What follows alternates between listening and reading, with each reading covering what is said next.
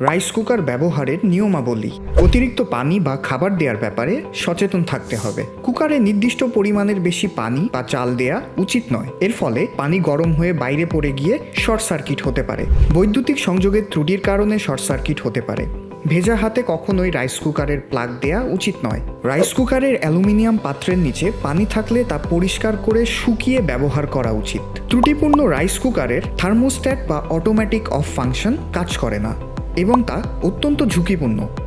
Rice কুকারের ঢাকনা ঠিক মতো না লাগালে রাইস কুকারের ভেতরে চাপ তৈরি হয় এবং কুকারের ভেতরের গরম ভাব বের হতে পারে না। এতে করে দুর্ঘটনা ঘটার সম্ভাবনা থাকে। নিরাপদে ব্যবহারের টিপস। রাইস কুকার ব্যবহারের আগে লক্ষ্য রাখতে হবে বাড়িতে অবশ্যই আর্থিংয়ের লাইন রাখতে হবে। রান্নার সময় কুকারের আশেপাশে নজর রাখুন। ব্যবহারের পর প্লাগ খুলে রাখুন। ক্ষতিগ্রস্ত কেবল বা যন্ত্রাংশ মেরামত করুন। Ghazi Home Appliance, making life better.